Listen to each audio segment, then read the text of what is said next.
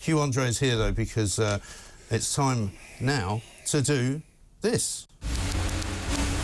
The Veteran's Voice.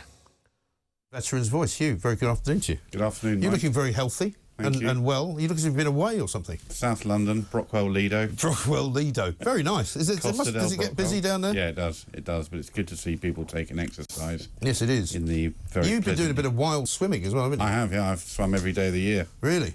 Indeed. In the sea? In or just Lido, in the Lido? In the Danube. Wow. Just trying to stave off all those ailments. Yes, well... that seem to emerge as we get older. It's a good idea. This, for those of you who haven't seen this starting last week, is the new slot that we're doing every single Friday with Hugh, looking into veterans, their welfare, their concerns, their claims. We had a caller just before, I don't know if you heard, talking about the medals, sort of claims and various things going all the way back in some ways to sometimes the Second World War, which is extraordinary. Yep. So what are we doing today?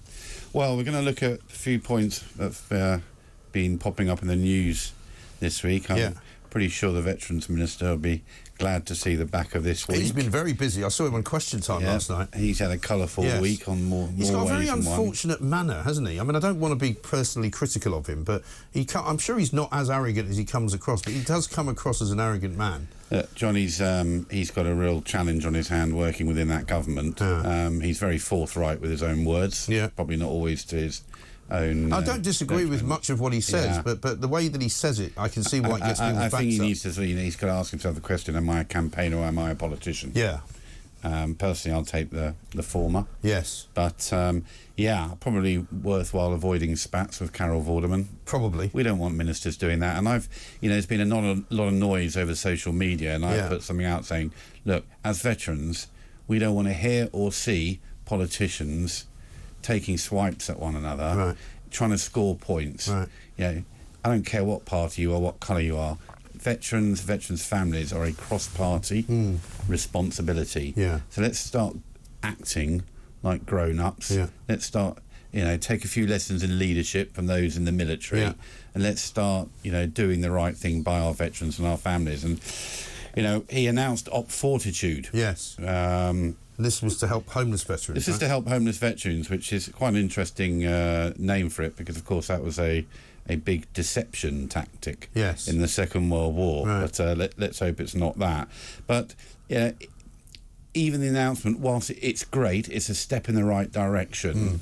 What actually is that 8.5 million for? 910 beds. But we believe, according to the Royal British Legion's 2020 survey, there are 6,000 veterans, and it is only for 2 years.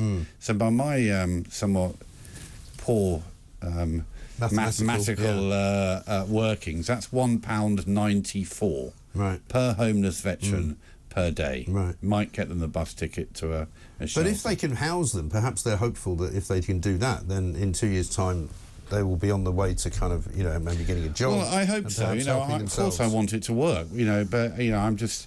My cup, like so many, is half empty now when it comes to politicians. And let's see where we are at Christmas. Well, we were talking this morning with Richard Tice about the amount of money this government wastes. 377,000 they're going to give to Dorset Council to help teach migrants English while they live on a barge free of charge. 8.6 billion going south because of benefit fraud that we lose every year. It's huge, eye-watering amounts of money. HS2, another few billion on building a new platform at Euston. I mean, And that's a really nice segue, Mike, because, the next piece of news was a report that Deborah Haynes put out about troops having to use food banks.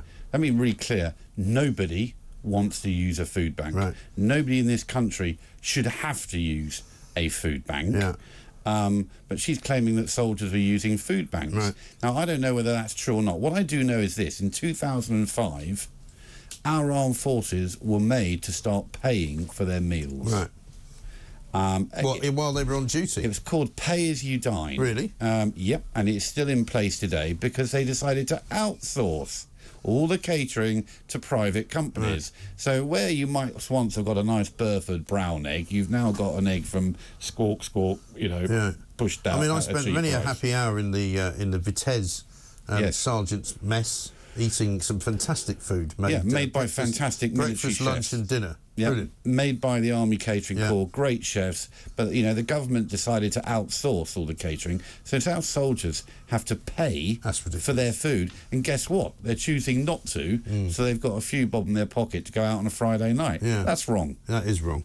Let's talk about Gulf War syndrome, because we've had you've had a lot of correspondence from all sorts of people since we started this last week, haven't you? This has been really interesting, and the more I looked into it, the more I heard about it, and I was directly involved with the Gulf War One. I was in Germany training those to go, and I happen to know that all were given vaccinations. Not really sure what was in them, but we were given them on the basis it was to fight anthrax, one or two other any chemical warfare chemicals. So I looked into it, and as I said, there was a lot of noise, and the government don't seem to be engaging with that cohort, which is wrong. Right. So I felt this was exactly the platform for us to give, you know, the Gulf War veterans and their campaign Justice4Veterans a platform. Okay, and we're going to talk to Gavin Roberts, who's founder of Justice4Veterans, and Meredith-Beckham, who's a solicitor and a campaigner for the UK Armed Forces. So let's welcome Gavin and Hilary to Veterans Voice. Gavin and Hilary, welcome. Thank you. Good afternoon, Mike. Yeah, Gavin, first of all, you're the founder of Justice4Veterans. Tell us a bit about your work and what you've been doing. It was in 2019 I personally requested my medical docs again, and some documents arrived that weren't there 20 years earlier, saying that their doctors' opinions were that the vaccinations had caused my issues, and obviously that means they can cause everyone's issues. And I spoke to a few close friends and veterans, and we decided to investigate it. We set up a group, Justice4Veterans, and it took us about 30 months. Right. And what sort of issues have you been having, and what have people been having, if you can tell us? Joint and muscle pain, fatigue, skin issues, short-term memory, cognitive issues, autoimmune conditions. Right. There's lots they can have when your immune system spins out of control. Right. Hilary, you obviously will know about this as well, the Gulf War veterans suffering in this way. Is it generally the same thing that they have a problem with, or does it vary? It's more or less the same sort of symptoms that we're seeing. There are varied symptoms, but it's a total breakdown of the immune system, so there are a lot of effects as a result of that. So there are generally some common symptoms, but there are also some very different as well. We're calling it a cumulative toxic low-dose poisoning because, without a doubt, there are certain vaccinations which look very suspicious. Right. And we know that the Ministry of Defence took advice on giving unlicensed drugs to troops, and would they be liable at the time? The advice they got back was that they could be sued for battery. Right. And that's only just come to light. Wow. So, without a doubt, the inoculations are highly suspect. Right. And what sort of cases have you got? How many have you got that you're dealing with? And what sort of stage are you at with negotiations with the government? Well, we sent a letter to the government, which was dated, I think, 1997, where they agreed that they would not claim the 3-year limitation in this case, because you've got 3 years from the date you realise your injury was related to service to bring a claim. Obviously, we're over 30 years on now, and normally a claim would be time barred by now. They've also brought in what's called the Overseas Operations Act, which puts a dead stop of 6 years and stops the court's discretion to bring cases out of time. Sorry, that's a lot of legal jargon. But basically, we have a kind of get out of free jail card with the letter that says they will not take limitation as a defence in the action, so the action remains live.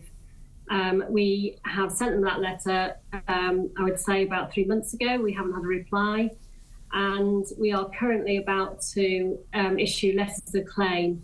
We're hoping to bring 10 test cases for a cohort of around 250 at the moment, but we think it will probably grow as this matter progresses. Right. I guess this is a very, very helpful scenario in terms of what you're looking for, Gavin, with your organisation as well. Yeah, that's correct. I mean, we found in our investigations that 36 nations deployed, 5 nations were subjected to these vaccine regime. And it's those 5 nations that have been suffering epidemic levels of illnesses and sickness. And then it became more damning because we looked at what the MOD had put on the table. For example, it could have been the sarin, it could have been pesticides, it could have been all these different things. Right. So confused, and we see those there as just smoke screens, because we looked at how is it possible, if we take sarin, for example, to go through the desert and dodge 31 nations and only attack the British, the Americans, the Australians, Canadians, the Danish, and then up the Persian Gulf and pick out the ships from only these nations. And then also the non-deployed troops were the only ones from these 5 nations that suffered. So it went from damning to irrefutable, because it's impossible. No one's able to come up with something that could possibly work that way. Yeah. It's an extraordinary story. Sorry, go on, Hilary.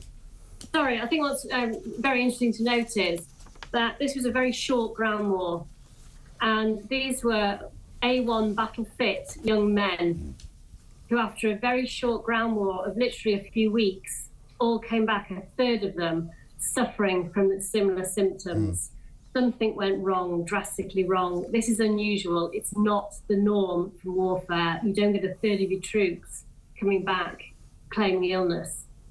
No, of course. As ever, we've never got enough time, but we'd love to get you back on again. Gavin Roberts from Justice4Veterans, Hilary Meredith-Beckham, Professor of Law and campaigner for the Armed Forces. Hugh, a quite remarkable story, isn't it? Yeah, it is. Quite scary. Yeah. And I mean, it seems to me, obviously not being a legal person, it's a pretty open and shut case, isn't it? Like you, I'm not a legal person, but, you know, the numbers and the statistics don't lie. Yeah. Hilary has a long, successful career of defending individuals, a lot of actually who've suffered due to military service, and she certainly wouldn't take on this case unless there were grounds, good solid grounds to fight it. And as always, the Ministry of Defence is refusing to comment or get involved. Yeah. And as she said, where there was always the 30-year rule, it's actually been extended. Yeah.